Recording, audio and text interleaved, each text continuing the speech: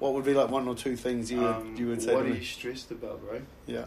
What are you stressed about? Well, see, I'm quite lucky. I'm not. But let's say for the sake of, I'm trying to think of what a lot of people are stressed about. I'm stressing about money. I'm stressing about money.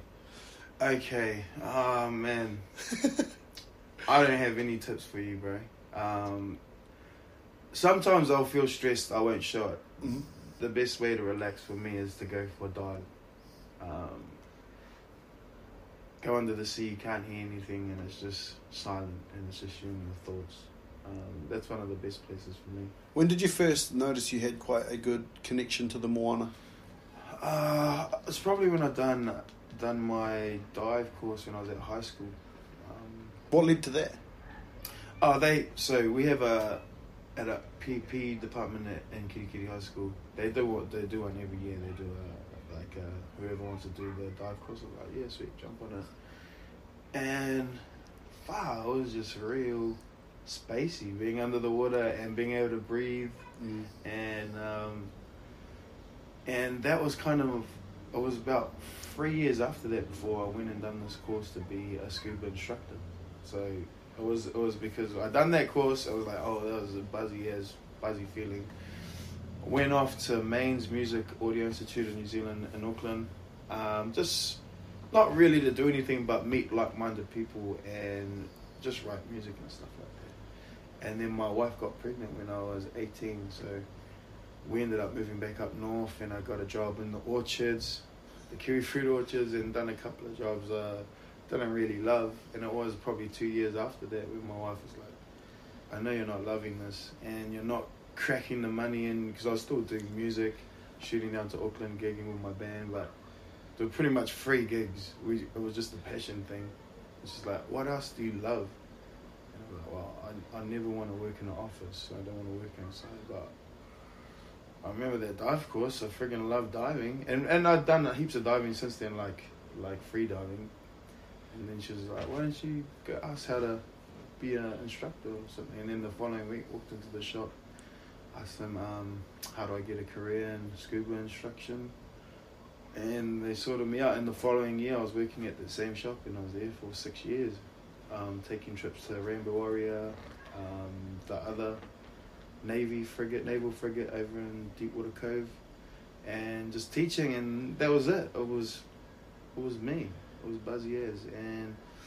But the one thing was, I was the tertiary instructor, and I was getting stressed out. That's probably the one time I've been stressed because of paperwork. Paperwork stresses me out, and I had a big workloads, and I had a lot of crazy ass dudes that I was taking diving that were just muppets, and I was like, man, this is dangerous, sir. This is dangerous. If you don't listen, something could happen. And so I was getting stressed for these people's lives. And I was like, oh man, I don't know if I can handle this anymore. And then the moment I finished at the dive shop and had my first dive after that without stress, was like the best dive I'd had in years. I was just like, I'm just diving for the sake of diving. For you, yeah. And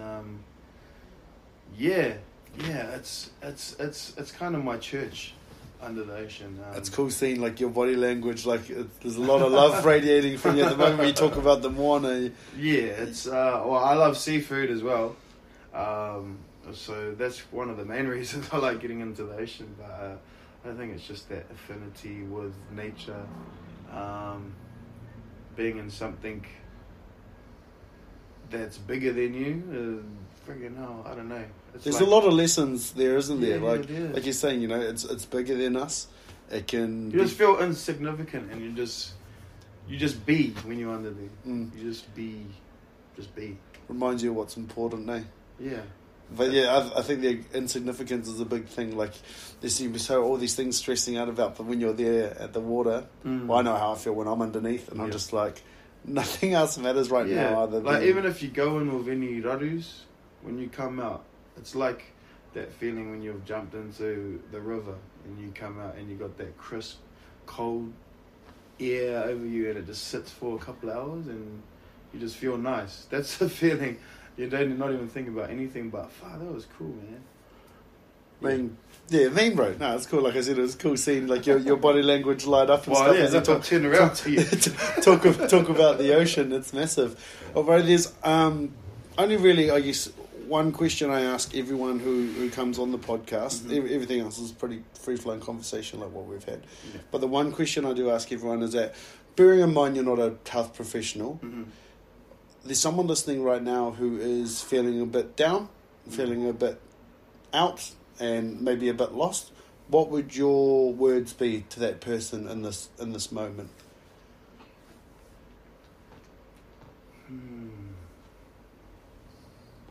I know it's a big question, bro. So, I'm trying to think take your time. There's no rush.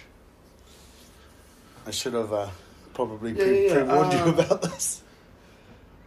I don't know. It's hard depending on the situations, you know. Like, I don't know what the environment is, but I think what a lot of people need to do is surround themselves with positive people. Like, if you're in a really shitty situation, it could probably be it's probably a real hard ask, but there are a lot of beautiful people out there. If it feels like you're surrounded with negative people, that's the vibes that you're going to be feeling all the time. So surround yourself with people that are going to make you feel how you want to feel. You know, if you don't feel negative, don't hang around with negative people. Awesome, bro. And a couple of light-hearted ones just to finish off. We've had some pretty hohonu kōrero today. But, bro, you said you're passionate about the NBA. Who's your team? What are you liking? What are you not liking about the league and stuff at the moment? I'm not liking my fantasy team. I was an OKC fan. I'm still OKC because Adams is in there. But I'm kind of following Houston because Westbrook's gone over there. They're doing okay right now. I think they're second or third in the West. They're actually working way better together than I thought they would, Harden and Westbrook. I thought it would be give me the ball, now give me the ball, but they're actually... I think you got to give props to Westbrook. Like, everyone's giving him so much shit because he's, whatever, stat padder. Yeah. But he's sped that team up so much, and they're one of the fastest teams in the NBA right now. And he's willing to give the ball, which I did not think. He's willing to... Well, he was doing triple-doubles. You still got to do at least 10 passes. Yeah. So everyone says he's a stat padder, he hogs the ball, but you got to pass the ball to get a triple-double. Yeah. So, one of the most explosive point guards I've ever seen, too. He's crazy. I got mad love for that dude. Any, newer guys that you're excited about that you've seen? Like, I quite like that Ja Morant dude. A lot of people... I've got Barrett. So my one rule for fantasy is I only take on one rookie. Last year I had Luka, so I hit the jackpot with that guy. Yeah. This year Barrett's not too bad, but Ja he's killing it. And Nunn from Chicago, he wasn't even in the draft. My crew we call him None Your Business because he just balls. He's been solid. What I like this year is it's a lot more balanced. There's a lot more teams that can get to the finals now. Yeah. And poor Warriors, damn, look at those dudes. Bottom of the table. Decimated. And I thought, getting D'Angelo in there, they're gonna still hold something, but those first couple of games they didn't really gel very well, him and Curry. And now that Curry's out, I think Green's just come back, but they've only got 2 wins out of 13 games. Something like that, yeah. Coming from one of the best teams in the history of the game to the sad excuse for a team, damn. But yeah, I'm a big Giannis fan. I'm a hard-out Giannis fan. So Bucks, I like Philly starting 5, but I don't know about their bench too much. It's Embiid. Who's with him up the front? Is it Horford? Horford. He is starting. Powerful. Oh, yeah. So it's Embiid. Horford's one of my favourites, bro. Richardson and Simmons just got his first 3. Yeah, sort of that. If he can get a regular 3 going, like 1 or 2. Not even a 3, bro. Just a jumper. just a long 2. Shoot the ball, man. Because the rest of his game is solid. Bro. He just needs that jumper. Crazy. And who else they got? Richardson. Tobias. Yeah. Harris, yeah. Solid. Yeah. So, yeah, my teams in the West, Miami's been doing mean. Yeah. Oh, is that where none is? Miami, not Yeah. Yeah. I've got Butler for my fantasy, so I was quite happy that was a late pickup. So my one was Jokic. My second pickup was Gobert, who was crap, but he's playing good now. But I traded him. I traded him and DeRozan, who's playing me now too. For Kawhi, who has fucking break every second game. It was the worst trade of my life. I'm at the bottom of my fantasy right now. Oh, shit. So, my point guards are D'Angelo, Rozier from Charlotte. Yep. Who you don't know what's going to do. I've got him too, bro. You don't know what you're going to get out of him. Like he carved the other day. Well, one I have been surprised with that I picked up, he was at 110 on the draft. Wiggins, man. He's been playing real good. Yeah. I think he knows it's do or die for him at this stage. Yeah, no one's going to want... And it's his best season so far. He's killing it. So I was going to trade him really, and I'm like, nah, I'm going to keep him. I've also got Ball. I picked up Baines, who was playing mean well with... what's his name? Aiton? Yeah, well, Aiton's out. His druggy thing. But Baines is out for a moment now, at the moment too, yeah, isn't he? So he's missed like 3 or 4 games, which has been pissing me off. And then my other centre, I got Jarrett from Allen. Oh yeah, but he had a good game the other. I've got him too. Oh, have you? Sounds like, what pick did you get in the draft? It sounds like we've got a similar team, so you must have got the same pick. I got 6th, I think. 6 or 7. No, I think I got 4. Because I got LeBron first round. Okay. Because in my head, like we call them bronzexuals. Got heaps of bros in our league that froth him. They absolutely love him. Oh, he's been solid. But he's the man. Like you can't deny what he does. But my plan was to grab him and then trade him for like something ridiculous because I knew they'd buy high because they love him. But no one's been biting, bro. So I've had him, which is good. It's like he's the only person in our league that's scored over 100 fantasy points so far. Someone wants to buy... Because I got Gobert second as well. Oh, did you? Yeah. Yeah, well... He wasn't playing that great, but he's coming on now, and he just got 5 blocks in the last game. And I'm like, have you always been a basketball fan, bro? Or I was like in the like a Jordan days, era, like Sean Kemp, those dudes, and then that's how I became an OKC fan. I was a Gary Payton and Sean Kemp dude. Yeah. Well, so it's all about the Sonics. I went off, and it's my son plays b-ball, and he's the one who got me back in to NBA maybe 4 years ago. Yeah, and then my older brother. Been playing fantasy for like 12 years or some shit. He got me and my older brother onto it, and now we're like fiends. Don't even watch games, we just watch our stats on our thing. Like, just get 1 more rebound. Especially when you're playing each other, and when they're like 2 rebounds away from a double or something. Yeah, you're like, come on. I'm like, surely I got 2 people playing, and then they don't get any rebounds. You're like, useless. Awesome, bro. Like I guess the final question I'll ask you before we head off.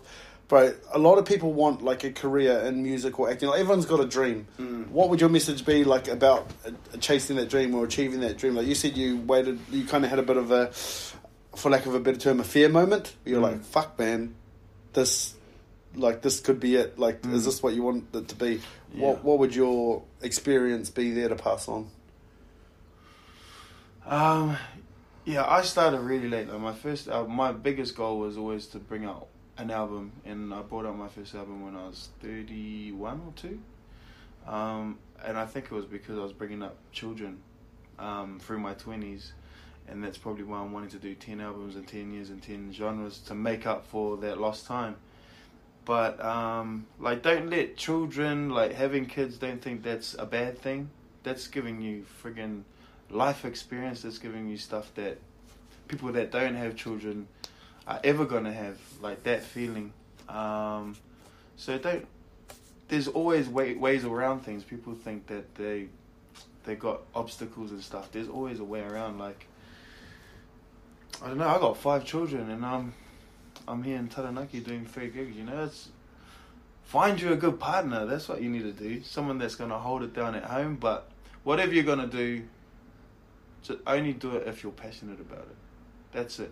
Don't do something half-pie. So, like, I've done a lot of years for free because it's my passion. So, be passionate about it. Otherwise, it's going to be very, very, very hard.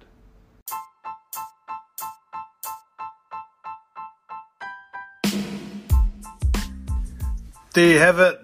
The brother, the myth, the man, the legend himself, Troy Kingi, having recorded it all with us.